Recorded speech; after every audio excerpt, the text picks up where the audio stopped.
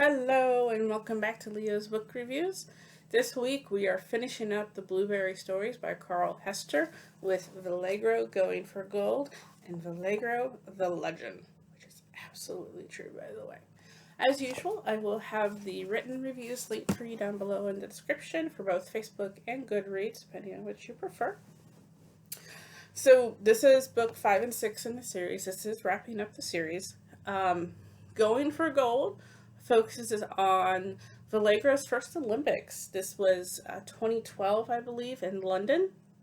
It was a lot of fun to read from their point of view about going to the Olympics in London. And, he was lucky because his first Olympics was fairly close to home versus other horses. It continues with his journey. I mean, he's still training, he's still working with Charlotte. It does open with him debuting a new freestyle performance, which is fun. I'm going to try and find that performance and link it below for you as well so you can see what I'm talking about. Yeah, I mean, most of it is focusing just on him going to the Olympics and his experience there, which, legit is a whole book in and of itself for anybody.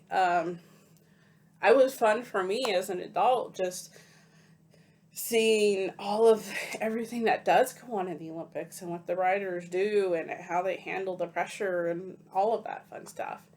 And then the final book, Valegro the Legend, does cover his second Olympics in Rio, but it also goes on to talk about his retirement and the reasons Carl and Charlotte had for retiring him when, I mean, technically he was still in his prime, but, he had earned all of the world championship titles and the international titles and, the Olympics, two-time Olympic winner. So explaining the reasons behind his retirement was a lot of fun. And for kids that are like, well, why didn't he keep going? This is a good way to wrap up the series and give them that insight into it.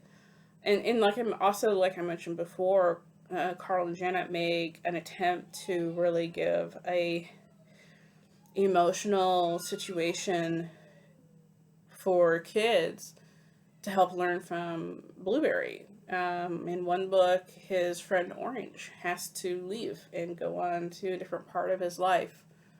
And then the other one, it's Valegro going, what am I going to do now? I'm not a competitive dressage horse anymore, so what am I going to do now?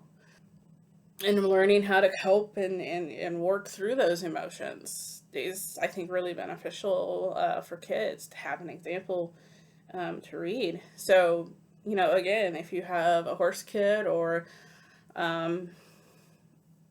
just a kid that you think would enjoy reading about an athlete, I mean, and he is an athlete, and that is actually one of the fun ones that they do emphasize on, is he is an athlete and he is taken care of like an athlete, professional athlete. So it kind of gives a little bit of insight to people that don't know just how much work horses put in to get up to this level. I enjoyed it. It was just a fun, fast read.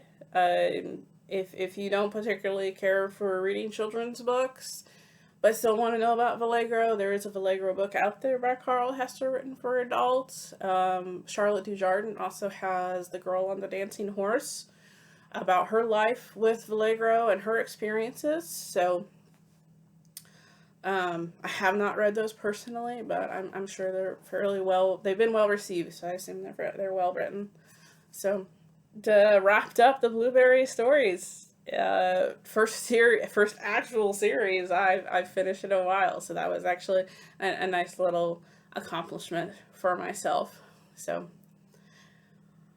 but as usual, I will have the written reviews linked below for you for both Facebook and Goodreads, whichever is your preference. If you're willing to give this video a like and maybe subscribe, I'd really appreciate it. So thank you all for your time today. I appreciate it, and you all have a good day.